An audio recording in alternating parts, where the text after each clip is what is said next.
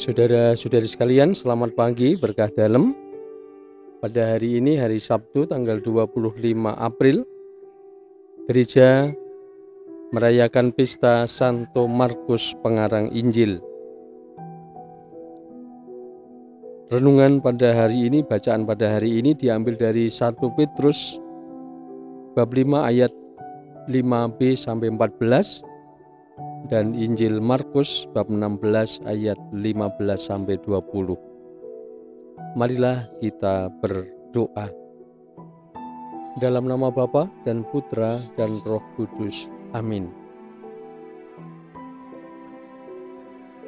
Marilah kita dengarkan dari Injil Markus bab 16 ayat 15 sampai 20.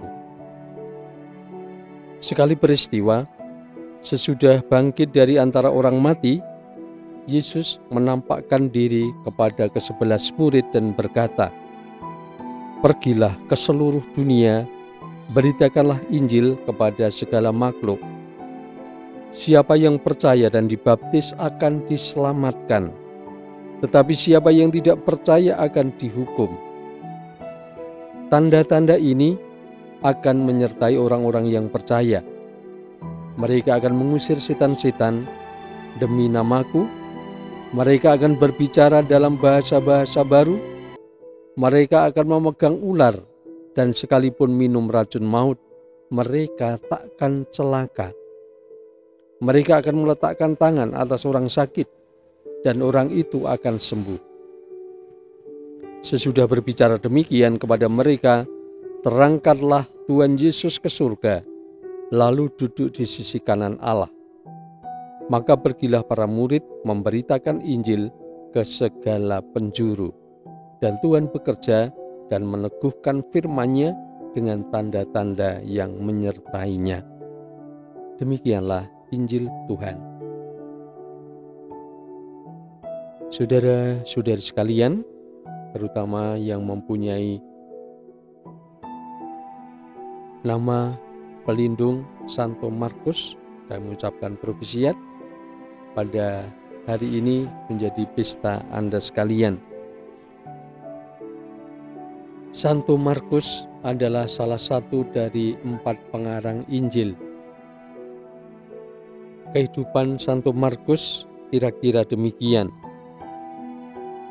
Markus itu sebelumnya juga mempunyai nama Yohanes. Jadi Yohanes Markus adalah anak Maria yang rumahnya menjadi tempat pertemuan jemaat awal.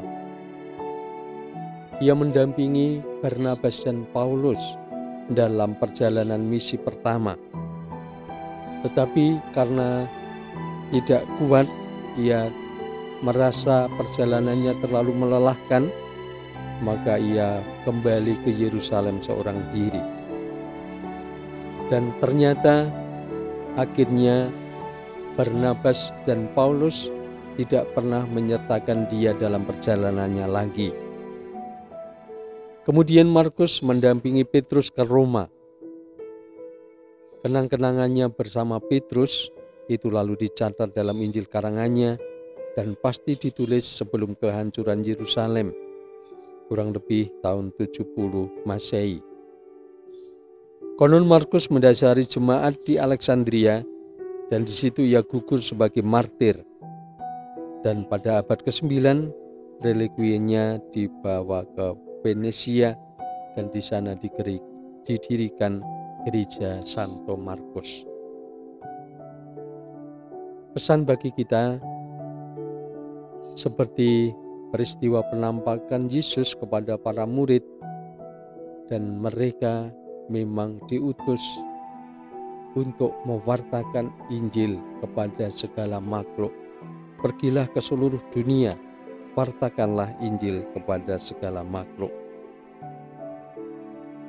Dan siapa yang percaya dan baptis akan diselamatkan. Kita juga diutus untuk membawa warta gembira itu dimanapun kita berada. Mungkin tidak dengan membaptis orang, tetapi membawa orang untuk semakin mengenal Yesus, Sang Juru Selamat, dan juga yang selalu memberi tanda-tanda kehadirannya bagi kita.